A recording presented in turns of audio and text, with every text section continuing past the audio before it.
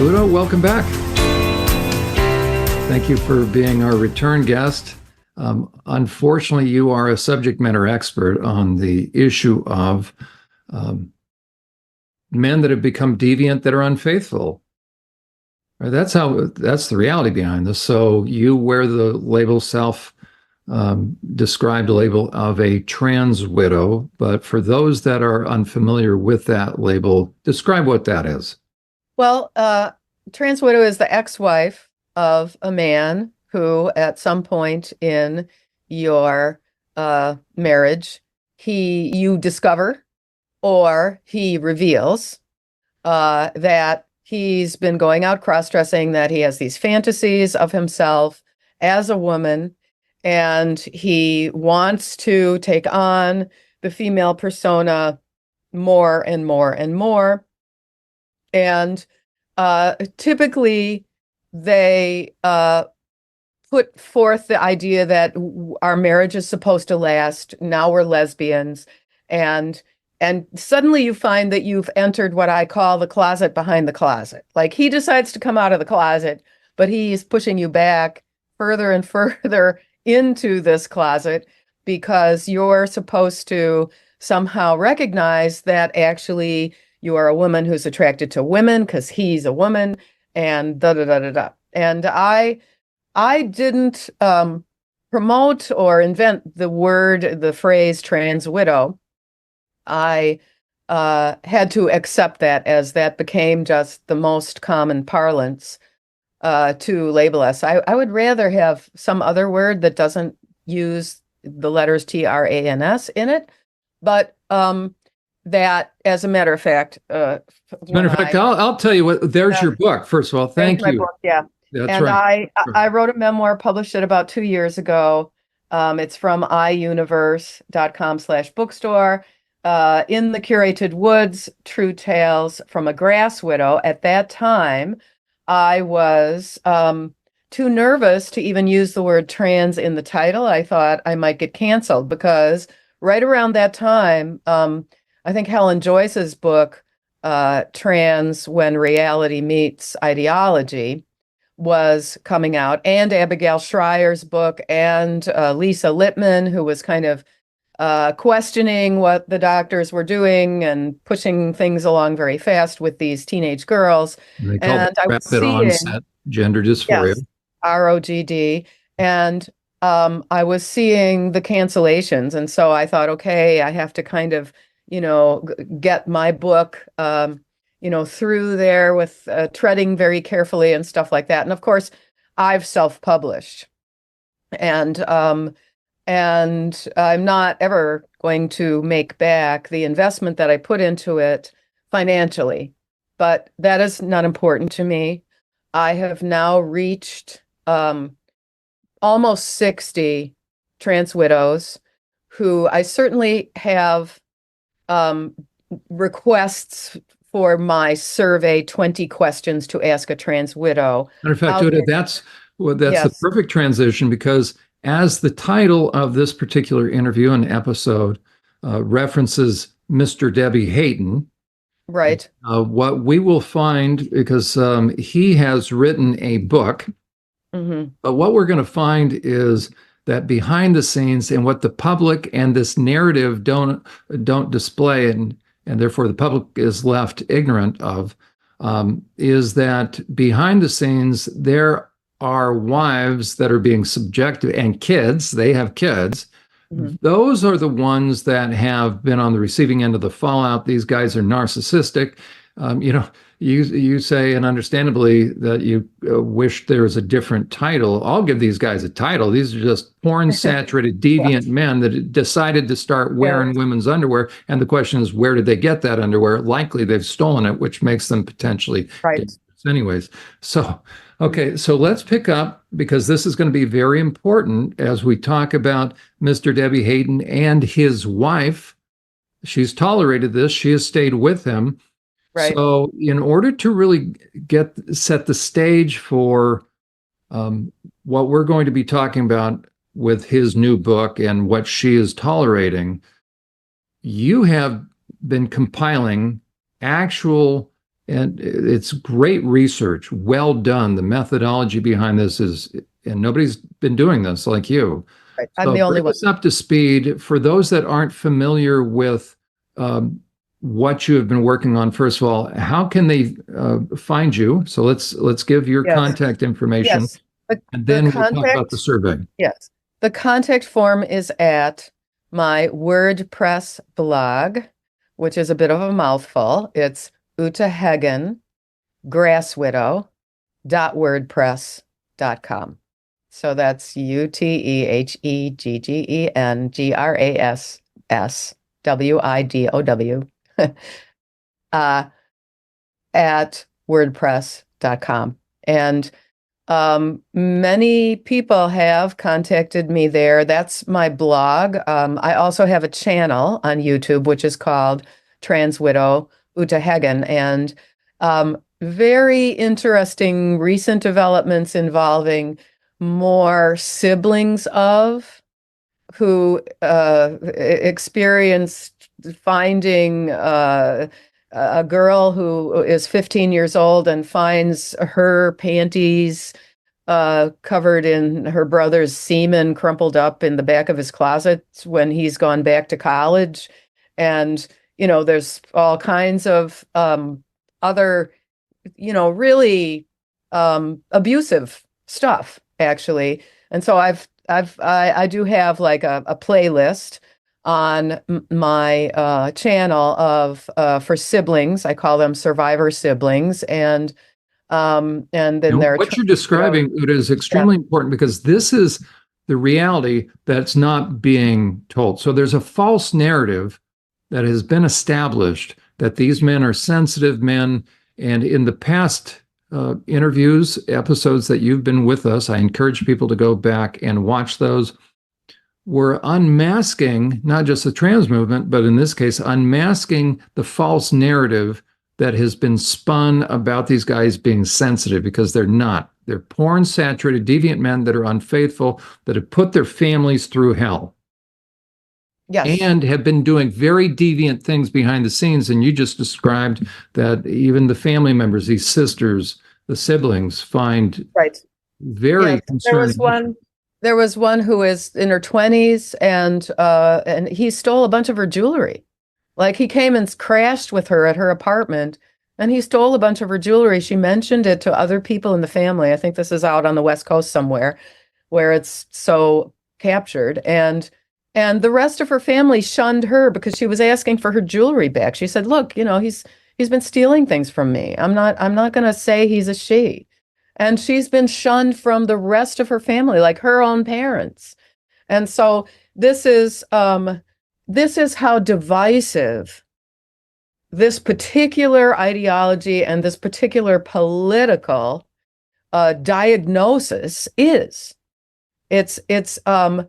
And it's got these, as you say, it's got these connections to child sexual molestation, pornography, really, really damaging influences in our society, that suddenly you're a bigot, you're a racist, you're this or that or the other thing that has nothing to do with mental health diagnosis. All of a sudden we are accused of things, and what this whole what I call the cross-sex ideology is engaging in sort of mass Darvo, Darvo is what narcissists do. It's deny, attack, reverse, oppressor, victim, and oppressor. So DARVO. Just flip the script. Yeah. This is classic of guys that eventually get busted for sex offenses,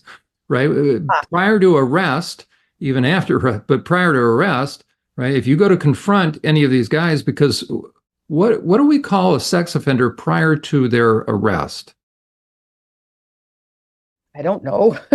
We call them one of, right? We call them a guy that's having a double life, that's doing deviant stuff. And when they start to be unmasked, they're going to go on the offensive. They're going to attack. They're going to tell them, how dare you? Why are you skulking around? Why are you they flip it. Yes. So these Yes. guys have spent years mastering the art of this ability to flip the script. Now it's morphed into these guys. It's always pushing the envelope, pushing the boundaries. So these guys now know that society has been so gaslit as to now not say anything about cross-dressing men. So they've gained that much ground. It's almost Lebensraum. Right. And I use that term. I know exactly what I'm saying when I use that term. Why? Because they're encroaching upon the boundaries of others, and they're dumbing down people's intuition. Yes. Yep. Yes. As a matter of fact, I have a policy on my channel that if some troll comes on and I know it's going to devolve. If someone says, well, I'm not like, I call my ex-husband Nettie. That's a made-up name, not his real name, just as Uta Hagen is a pen name. And they'll say to me, well, how dare you have gone and read those diaries that you found? And it's like, okay, I wanted to know, why did he shave off all of his body hair on a trip to San Francisco and then come back and act like, well, this is a fashion choice? Why are you asking me that? Right. Of course I had to, right? Right. Instead of them saying, how dare this guy be unfaithful to you as a husband, screwing around with a bunch of men in San Francisco, it's how dare you read that? Yes. And the reality is this. He wanted to get busted anyways and stir the pot and confuse you, because if you really have a secret, you're going to keep a diary and bring it home so that possibly your spouse can find it. I don't think so. Yeah. Yeah.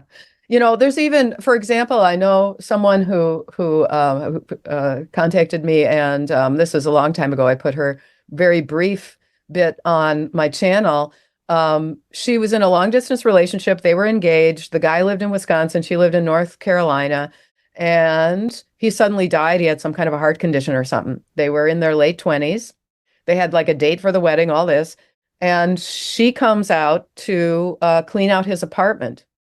She finds a bunch of women's lingerie. She knew nothing about it. I was like, well, you dodged a bullet, And literally, because people need to know, with my years of forensic experience, 15 years now working with sex offenders, by the time a guy begins to cross-dress, people need to understand this. He has spent hundreds, likely thousands of hours consuming progressively darkened, deviant, twisted porn. How many serial rapists and murderers have had women's underwear? And what I always want the public to understand is this. These guys don't purchase this underwear. That's what makes this so deviant. What, we're supposed to believe that this guy went out and purchased this kind of underwear? No, the vast majority of them are stealing the underwear. So these are not sensitive men. These are men that are leading a double life, that are professional grade manipulators and liars. Look at Sam Brinton, who was stealing suitcases to get at the women's underwear. You notice he didn't return the clothing because he masturbated in the underwear. So this is very dangerous. Handcrafted dresses and things that were, and he's wearing it out there. So that's right. So just as Sam Brinton was wearing the clothing, that's why we're here to talk about Mr. Debbie Hayton and now the research that you have continued to compile, because these guys are so good at pushing the envelope. It's the shock factor that pushes society and the wives back on their heels, so that now you're coming from a defensive posture rather than saying, wait a second, you guys are deviant, you have issues, it's not my issue, you're unfaithful, you've destroyed our marriage and hurting our kids. These guys flip the script. And they've made it all so political. They've had this very, very clever kind of shadow policy of slipping their gender rights into other legislation, such that people don't realize that this already happened, that I was thinking of taking Nettie back to court because of his financial fraud. It's actually a crime to do what he did, but he lied about his job and his income and so on to get out of paying child support and other children's expenses 2 times. We call that a deadbeat dad. Right. And he Okay, so I talked to a fancy Manhattan, it's called Matrimony legal firm, and I would have had to pay $10,000 as a retainer. And they said they didn't know if I could really prove it, even though in my state I still have another few years, like another 7 years to do this. You get 20 years. But he said, oh, but in the law, I was saying I also want to put in this thing about how he identified himself as the mother of the children, and it was damaging to me. Like, I literally want a financial settlement for the damage done to me psychologically for him impersonating me. And this attorney, a high power attorney, says to me, oh, but in the law they're allowed to do that. You're allowed to be gender fluid in the law. This is New York State. So in the law here, you're allowed to be gender fluid. And 1 week you could go into the school and say you're the mother of the child. And the next week you go into the school and say you're the father of the child. That's completely legal. The ex-wife can't do anything about that legally.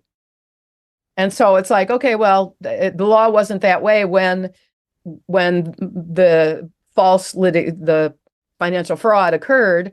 But I apparently have that right taken away from me through kind of a stealth campaign. That's what they've been doing, is a stealth campaign. And what I think we're seeing the nonsense with the pride parades. We're seeing this really extreme ballooning of it, such that I have a whole contingent of gay men who say that they are so tired of the trans, and they're fans on my channel. They're subscribing to my channel and thanking me and saying, as a gay man, I have to tell you, I'm getting so sick of these females who say that she's a gay man and coming into our, clubs and stuff.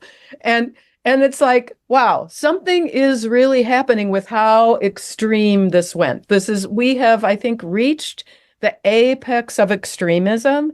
And you can say deviance. You can say deviant. Right.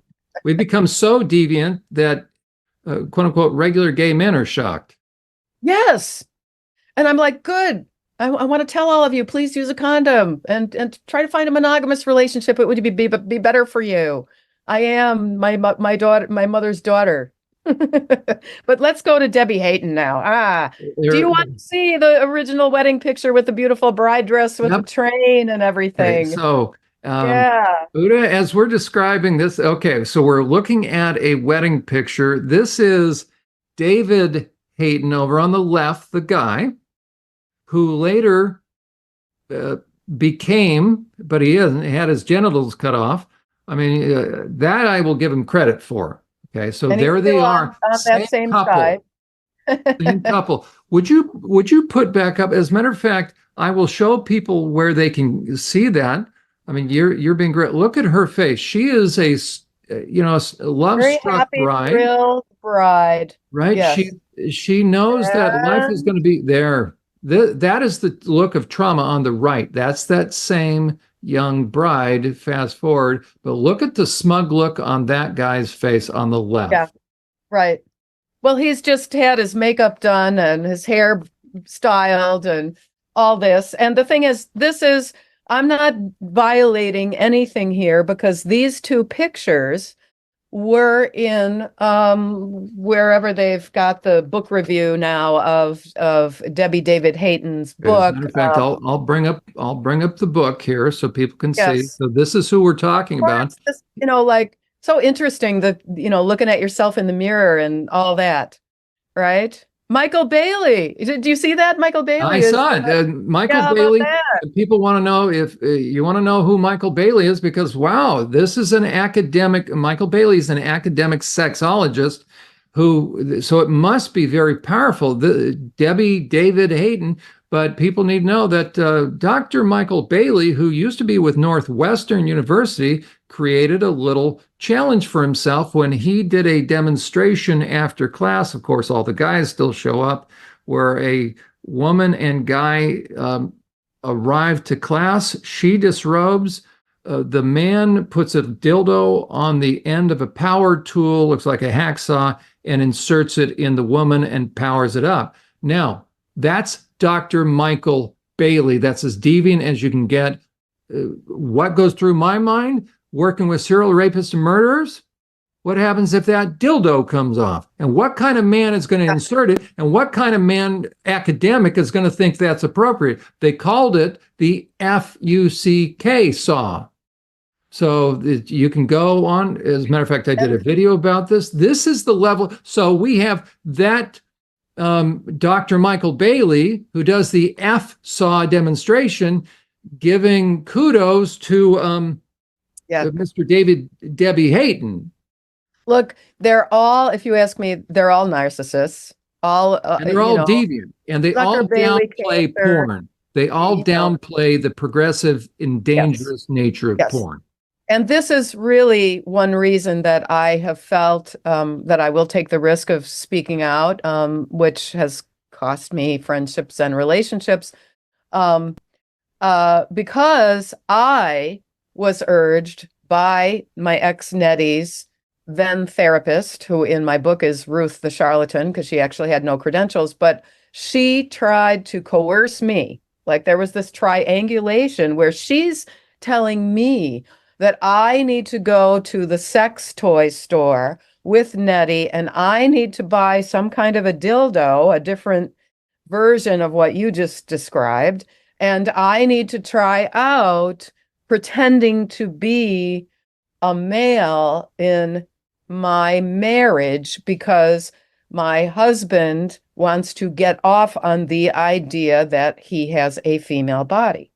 People need to let that sink in. So that supposed therapist, who's supposed to be neutral, values neutral, she has an agenda, the therapist does, because he found this therapist. So very interesting. This is not neutral therapy. So the therapist then, in essence, is telling you to play act like you're a homosexual male.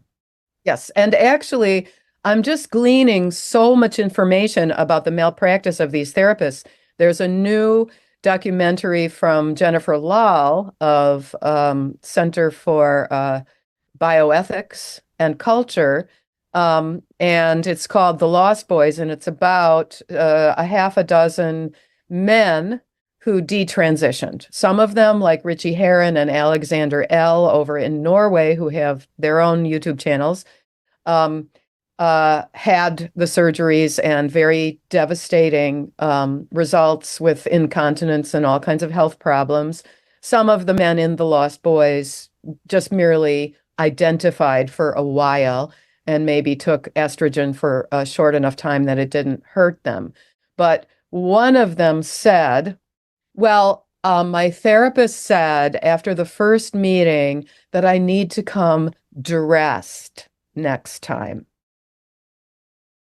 So the therapists are telling the patient who has a psychiatric illness, who supposedly is near suicidal ideation or something, that he needs to come dressed next time to see how it feels to be wearing womanhood. Okay.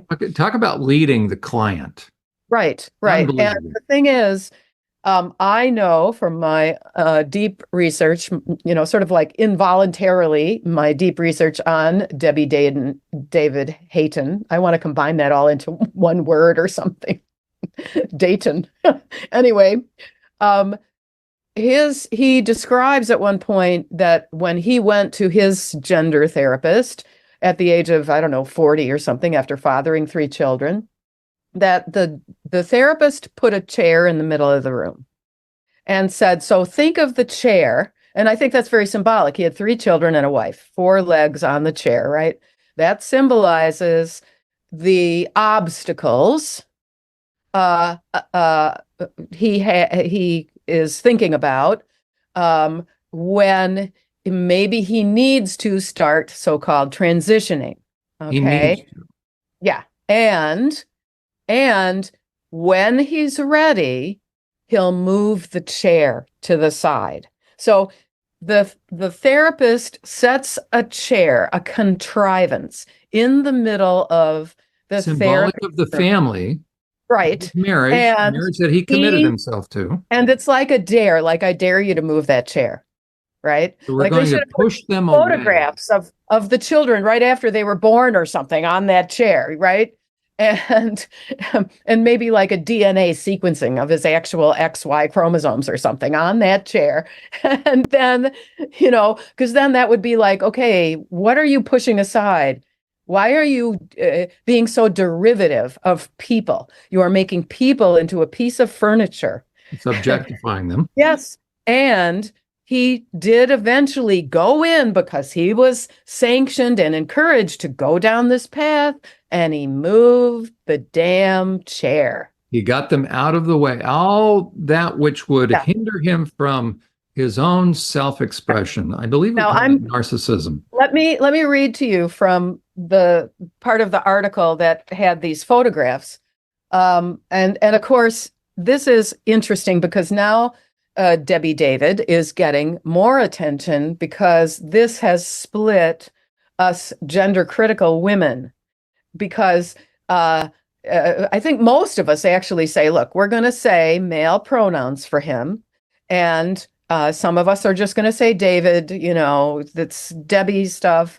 And in fact, it's disgusting because he has a PhD in physics. And so he always identifies himself. He made a statement about this. He always identifies himself as Dr. Debbie Hayton because he's such a good guy that he would never put Miss or Mrs. or Ms. next to Debbie Hayton. And it's just like, okay, that's hypocrisy because Debbie is a female name. And he took, he's supposedly a religious Christian, and Debbie is Devorah, from the Bible. Devorah was like a woman warrior in the Bible, right? Yeah. So, Udo, let me do this just so we can draw in the audience so that they know who we're talking about. Okay. Let's watch. We're going to watch a 45-second video, maybe a few minutes longer. Who this? So here is Debbie. Sorry, Debbie. Mr. Debbie Hayton being interviewed by somebody, and Debbie, Mr. Hayton will come up here in a moment. Most males who are trans are autogynephilic. Most males who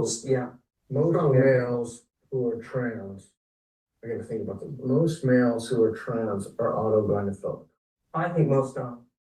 I think that's the reason we do it. For most cases, not all. There are some male transsexuals who are not. I spoke earlier this year to somebody in that position, and this transsexual said to me after transitioning years ago, it was just easy that way.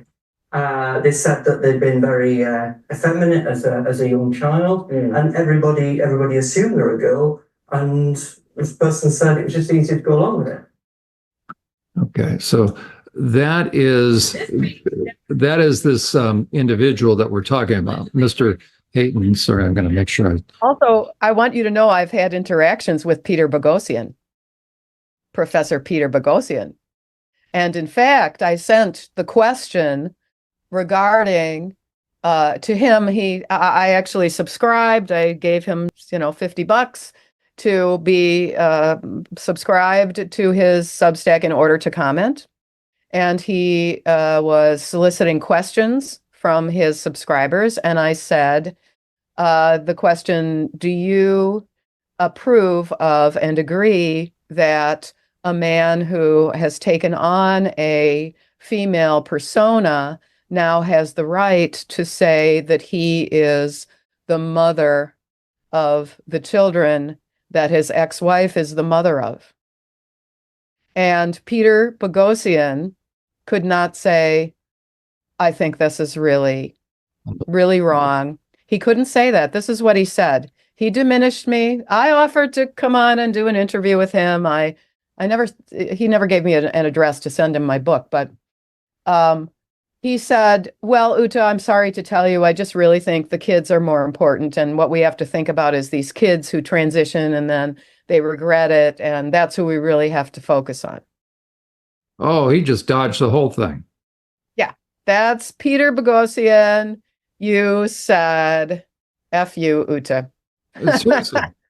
Yeah, a very polite basically. academic way of Okay. Right. So now that the audience, because on part two, so Uda, we'll go for a little bit longer just for time constraints. Okay.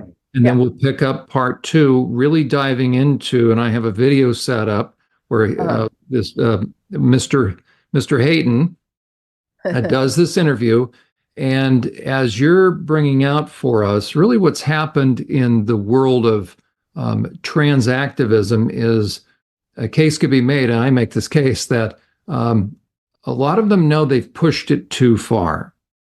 It's running its course, and people are starting to get tired of it. They're starting to get irritated. They're losing tolerance because these activists have done a number of things, including they're the ones that are pushing for the sex change with kids. So you suddenly have this, what could appear to be a reasonable middle ground. And therefore, as you just said, the gender critical, that's a term that basically means those that are saying, no, there are two sexes, two genders, XY. I don't care what you want to call it. We have XX, XY chromosome. You're either male or female.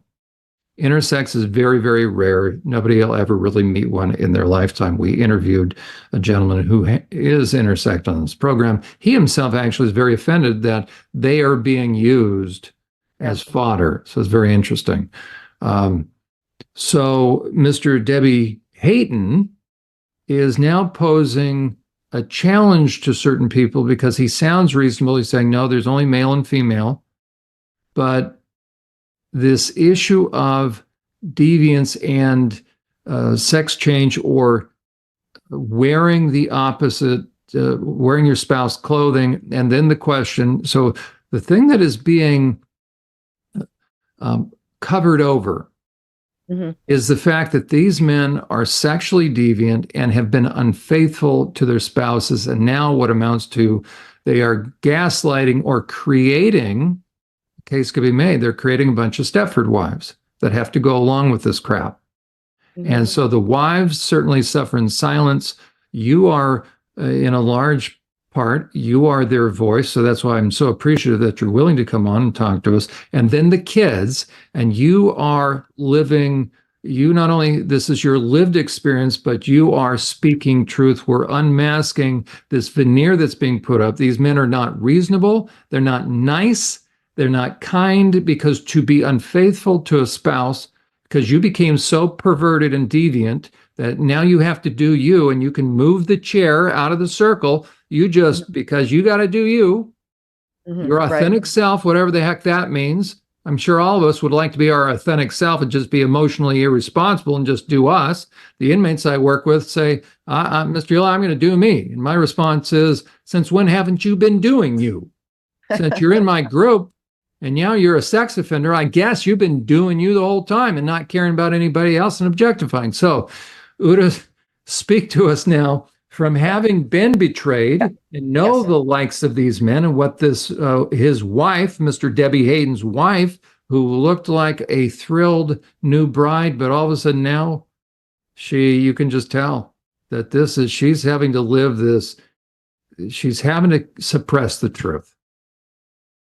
Yeah, it's quite strange. I mean, and she has absorbed the linguistic capture. I don't know if she says my ex. I think she avoids saying like my ex-husband, but she uses she. She says she this, she that. She had to do this, da da da. And in the article, then Debbie Hayton, Debbie David gets all this praise for being honest like this and saying, I think most transsexuals, most men who ideate a female persona are autogynephiles. I think that was really interesting. Like normally Peter Boghossian is out there doing his street epistemology, whatever it's called, epistemology, with like groups of people and stuff, but he gave a private audience to Debbie Hayton, right? Like it's, that is this, I'm going to bow at the altar of the trans because I am going to call you the goddess of truth, right? And And what happened is the wife, Stephanie, if you ask me, she became a handmaiden. She became a Vestal virgin. She doesn't have sex anymore. She's a religious Christian, so she's not going to seek intimate sexual relationships outside of her marriage. I want to really double down on this issue so people understand. Here, this young bride. Would you hold the picture up again? This comes Yes. out that actually people can find that in the UK Telegraph. Look at her. She's a young thing. She's trusting this guy with the rest of her life, for better or for worse. And little does she know, this guy is probably into a lot of pornography, even at his age right there. And what happens?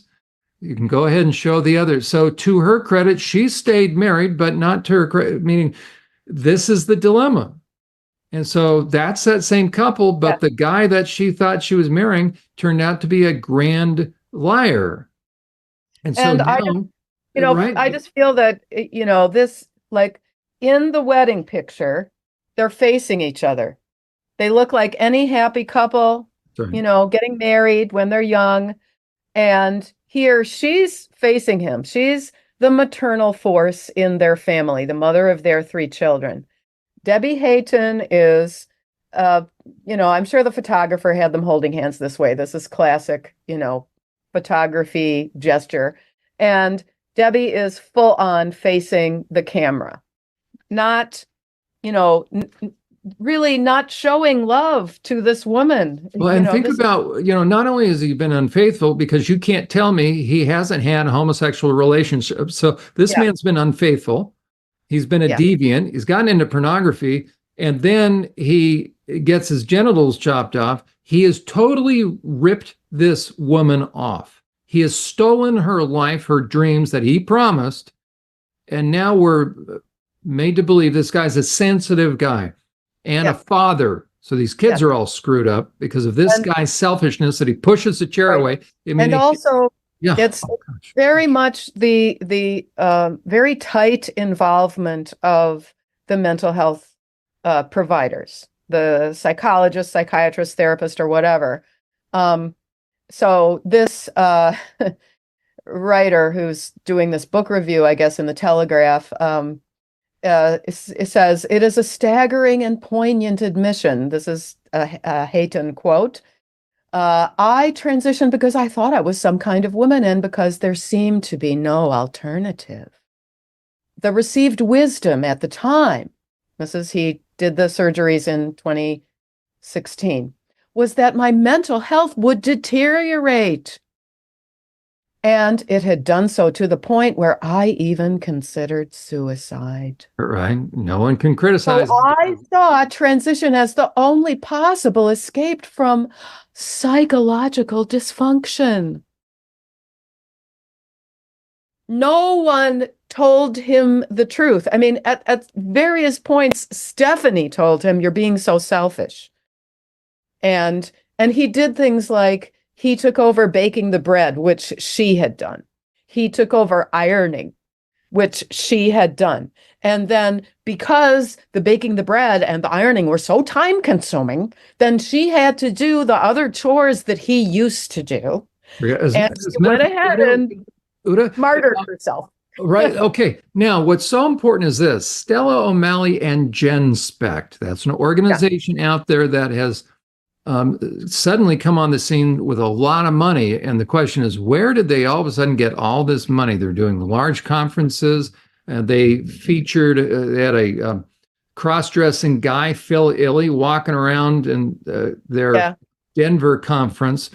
But you informed me, and I connected the dots, that this Mr. Debbie Hayton was brought to public attention years ago when Stella O'Malley, who heads up GenSpect, did an interview with good old Mr. Debbie Hayton and his wife.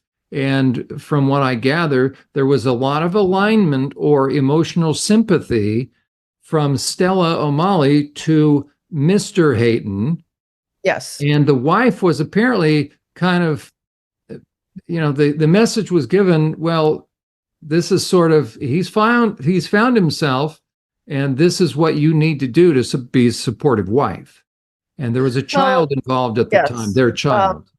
Well, I mean, the Haytons have 3 children, a daughter and 2 sons. So this was And years ago, this interview. quite a few years ago, it might still be on the Jen Specht A Wider Lens YouTube channel, which you could search with the names Debbie and Stephanie Hayton. They've also been on other podcasts together. And the thing is, if the Stella O'Malley has made the excuses that the producers wanted it structured that way. Now she's sort of deflected blame for the way she was really disrespectful to an abused woman, and the way that was, put into and edited into this BBC production, which was ostensibly actually about teen kids doing the cross-sex ideation, but they were in their kitchen. Everybody has their cup of tea, and Debbie David is right there, sitting at the table, monitoring what Stephanie's saying. Like if you really wanted to get a wife's reaction, then he shouldn't be there, right? He shouldn't be there. And Stephanie tells the story of how when this was going on, she was completely flummoxed and overwhelmed, and in fact, she was going to her once a fortnight, whatever therapy that she got to have when he's going every week for his,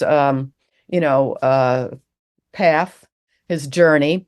And so she goes there and she actually just plopped herself down in the chair and couldn't talk. She became sort of mute. But the thing is, there's nothing about, like, how was that therapist connected with Debbie David's therapist? How, she probably couldn't talk because she knew that there's a lot of stuff she's not allowed to say, right? That's Because what's critical right unspoken there. is my sex life has been taken away from me, not Stolen. because I am having sexual dysfunction, but because my husband is saying he's a woman. And there were two things about that interview, what I've surmised. We had a child that was cross-dressing early. That should raise questions. And Stella O'Malley, a therapist, a mandated reporter, the first thing that should come to mind is somebody is exposing this child or molesting this child. Something's going on with this child if they're cross-dressing like that. And I want people to know that I reached out to Stella O'Malley through Twitter and a direct message to her, and her response to have her on the program, right, to discuss this, and her response from fellow therapist to me, I got blocked. Yes. So Stella O'Malley blocked. I also made a comment. I think this was under a Michael Bailey interview where he's talking about that crazy, like Blanchard, Bailey, Zucker, and the other one, Cantor. They exclaim over this case that they knew of where this 3-year-old boy is doing something with his mother's silk slip or something, and the father is a cross-dresser. And a bunch of us are like, whoa, whoa, whoa, this red is flags of safeguarding abuse. red flags. And they did answer me. They didn't block my comment. It's probably still there, but I said, as a retired early childhood educator, I have to tell you that this is absolutely a safeguarding. There were a lot of people who said this is a safeguarding issue. And I'll tell you that, speaking of that whole phenomenon of, the kid is going to see the father, wearing so-called female outfits, and what effect is that going to have on the child? Stephanie wanted to keep control over that with Debbie David. And that might be one, conscious or unconscious motivation that she had to not force him to leave. Because, for example, I had a lot of worries when I made a deadline for Nettie and I said, listen, you've lied to me once again. You've been taking estrogen, without telling me, and now you're getting little breasts, and, this has gone on for 2.5 years. I'm giving you a deadline. Within 6 weeks, find your own apartment. I knew that part of what I was worried about is that he would have visitation alone with the children. I couldn't prevent that. And what all influences is he going to bring in if I'm not there breathing down his neck? And so Stephanie May, I mean, this is kind of like, we don't know who Debbie David was hanging out with when he was going out dressing. We don't know, a bunch of other influences. At least it's not being openly told to us. He does say that he had these thoughts when he was a child, so I don't know what was going on with him. He was brought up in a pretty sex stereotyped Christian religious background. He was exposed to something as a young kid. And then the thing is, the therapists never go into beyond any very, very surface stuff. It's like, this is what you have to say. I mean, I think there are people who even make it up when they go into the therapist, and they make it up that they thought this as a child, because that's right. There's no verification. We're taking this guy's word for it, and the guy has already established that he is not trustworthy because he's lied to his wife for how many years. Uta, this is a very rough point. As far as to stop time constraints. Let's pause at this point right now. Stay seated right there, and we'll pick up on part 2, because we're going to begin to really look at what is the impact on the wives and the families, once again, of these guys that are lying, they're sexually deviant, and now they are spinning things to where they are garnering the sympathy. So stay right there, and we will pick it up on part 2 of this interview.